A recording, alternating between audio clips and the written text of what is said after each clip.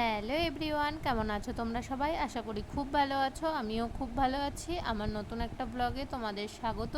আজকের ব্লগটা এখান থেকেই শুরু করছি। তো সকালে ঘুম থেকে উঠে সকালে প্রতিদিনকার যা কাজ থাকে, এই যে বাসি ঘরটা আমি ঝাড় দিয়ে নিচ্ছি। আর কালকে দুপুরে এত পরিমাণে বৃষ্টি হয়েছিল, কালকের কিছু জামা কাপড় ভিজে গেছিলো। আমরা খেতে বসেছিলাম, এমন টাইমে বৃষ্টিটা এসেছিলো, তা উপরে আমরা যেতে পারিনি, তার জন্য জামা কাপড়গুলো ভিজে গেছিলো। তো আজকে সেই জামা কাপড়গুলোও কেচে দিতে হবে। আর এইদিকে আমি এই যে ঘরটা ঝাড় দিয়ে নিচ্ছি। আর কালকে বৃষ্টির পরে আজকে একটু রোদটা দেখে বেশ ভালোই লাগছিলো, কারণ অনেক জামা কাপড়ই ছিল যেগুলো শুকায়নি, তো শুকিয়েও নিতে হবে সেই জামা কাপড়গুলো। তো এই যে ওইদিকে আমার ঘরটা ঝাড় দেওয়া হয়ে গেছে। তারপরে এই যে ডাইনিংটা আমি ঝাড় দিয়ে নিচ্ছিলাম।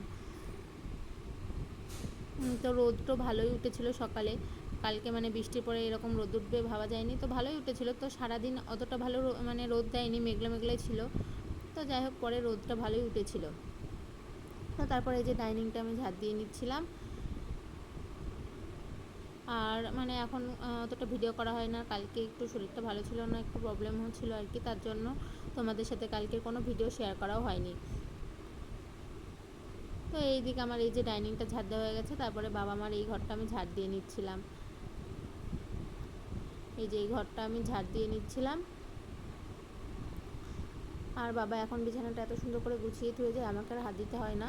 তো বাবা ঠিকঠাক করে গুছিয়ে থুয়ে যায়। তারপর আমি এই যে এই দিকটা ঝাড় দিয়ে নিচ্ছিলাম, এই যে খাটের তলাটা ঝাড় দিয়ে নিচ্ছিলাম। আর এই ঘরটায় এত পরিমাণে ধুলো হয়, নিচগুলো, খাটের নিচ বলো, আলনার নিচ বলো, প্রচণ্ড ধুলো হয়।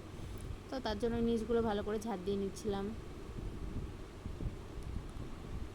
তো এই যে এদিকে ঝাড় দেওয়া আমার হয়ে যাচ্ছে।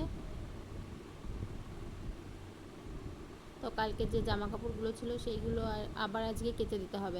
কালকের জামা কাপড়গুলো আজকে কেচে দিতে হবে। শুকনো জামা কাপড়গুলো যেগুলো আধ শুকনো হয়ে গেছিলো সেগুলো আমাকে কাচতে হবে। দুনো খাটনি, এগুলো বেশি খাটনি হয়ে যায় আর কি। তো এই যে জামা কাপড়গুলো কেচে আমি ছাদে মেলতে চলে এসেছিলাম। তো এই যে জামা কাপড়গুলো মেলে দিচ্ছিলাম। আর এইদিকে বাবা বসেছিল, হনুমান এসেছিলো এইদিকে, আর মেয়ে ছিল বাবার কোলে। তো বাবা ওকে সেটাই দেখাচ্ছিলো আর কি, হনুমানগুলো এসেছে সেটাই দেখাচ্ছিলো। আর এই যে এখানে এই পাতাবাহার গাছটা দেখতে পাচ্ছ, এই গাছটা আর কি হাওয়ায় উড়ে যায় বলে গাছের উপর সামনেই গাছটা রেখে দিয়েছে, তাহলে ভেঙে যাবে না, তার জন্য। তো এইদিকে আমার জামা কাপড়গুলো মেলে দেওয়া কমপ্লিট হয়ে গেল। আর এখন আমি উপর থেকে নিচে নামতে না নামতেই সকাল সকাল মাল রান্না হয়ে যায়। গরম পড়ে বলে মা বলে যে রান্না করে নিই, ওই জন্য রান্না করে নেয় মা আর কি। তো আমার সেরকম কাজও থাকে না। তো এইদিকে আমি এই যে সকালে খাওয়া দাওয়ার কিছু বাসন ছিল, আর মেয়েকে খাওয়ানোর পরে কিছু বাসন হয়, তো সেই বাসনগুলোই আমি মেজে নিচ্ছিলাম। তো বেশি কিছু বাসন ছিল না। আর সকালে রান্নাবান্না না থাকলেও সেরকম কাজও থাকে না, মার তো সকাল সকাল রান্নাটা হয়েই যায় এখন, তো সেরকম কোনো কাজও থাকে না। আর শরীরটা একটু ভালো যাচ্ছে না বলে অনেক ভিডিও করাও হয় না। তো যাই হোক, এইদিকে বাসনগুলো মেজে রান্নাঘরটা একটু অগোছালো হয়ে গেছে দেখে গুছিয়ে নিচ্ছিলাম, সব মুছে এই যে সব গুছিয়ে নিচ্ছিলাম। তো এইদিকে এই যে জামা কাপড় বলছি, ভুলে বলে ফেলেছি আর কি, বাসনগুলো মেজে নিচ্ছিলাম, গুছিয়ে নিচ্ছিলাম। মেজে যেগুলো রেখেছি তো সেগুলো এখানে গুছিয়ে রাখবো আর কি।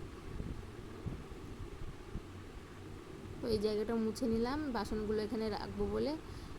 তো এই যে যেগুলো আগেকার জিনিসপত্র ছিল সেগুলো গুছিয়ে রেখে দিলাম। আর এই যে এই প্যাকেটটা এখানে পড়েছিল দেখে প্যাকেটটা ফেলে দেবো, তো হাতে রেখে দিলাম। আর এই যে যেগুলো বাসনগুলো ধুয়ে নিয়েছি এখানে আর কি মেয়ের বাসনগুলোই থাকে, তো এইগুলোই গুছিয়ে রেখে দিচ্ছি।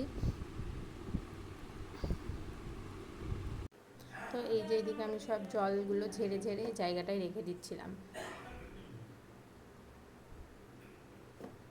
আর সব গুছিয়েও রাখতে হবে ঠিকঠাক করে আর কি। বালতিটায় জল ছিল না, তো পরে ভরে নেবো জলটা।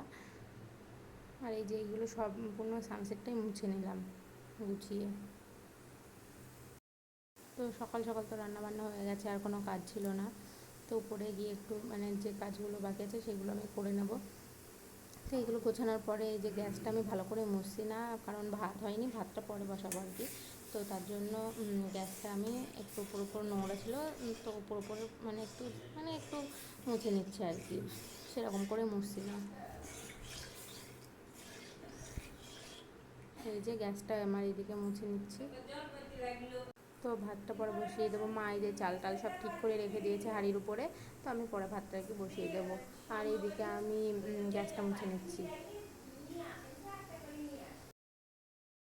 তো যাই হোক, হচ্ছে এইগুলো সব মুছে নিলাম। আর যে বাসনগুলো আছে আর কি পাশে, সেইগুলো পিসি পরে মেজে দেবে। তো এইগুলো মুছে আমি উপরে চলে আসলাম। কালকেকার কিছু জামা কাপড় ছিল, শুকিয়ে গেছিলো আর কি, ছাদ থেকে নিয়ে এসে সেই জামা কাপড়গুলোই আমি গুছিয়ে নিচ্ছিলাম।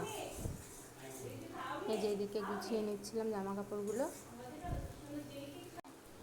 তো এই জামা কাপড়গুলো গোছাতে গোছাতে মনে পড়লো মেয়ের ওয়ার্ডরোবটা একটু গুছিয়ে দিতে হবে, কারণ ও ছোটো ছোটো জামা কাপড় মানে টানতে গেলেই সব এলোমেলো হয়ে যায়।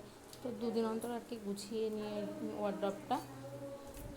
তো আজকে কোনো ভিডিও করা নেই বলে আমি এই যে ভিডিওগুলোই করছি আর কি, মানে কী বলবো, অন্য কোনো ভিডিও করা হয়নি বলে এগুলো দেখাচ্ছিল আমাদের। তো এই যে ওয়ার্ডরোব থেকে সব জামা কাপড়গুলো বার করে নিয়েছি।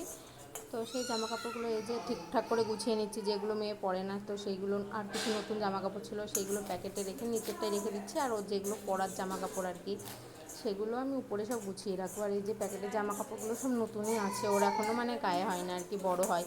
তো সেইগুলো আর কি গুছিয়ে রেখে দিলাম নিচের ওয়ার্ডরোবটায়। তারপরে যে জামা কাপড়গুলো আবার নিচে পড়ে গেছিলো, তো সেইগুলোই তুলে নিলাম। তো তুলে তো গুছিয়ে দেবো ওর ওয়ার্ডরোবটা, কারণ ওর ওয়ার্ডরোবটা আমি দুদিন অন্তরই গুছিয়ে রাখি, তাও তো ওর ওয়ার্ডরোবটা কেমন যেন হয়ে যায় একটা।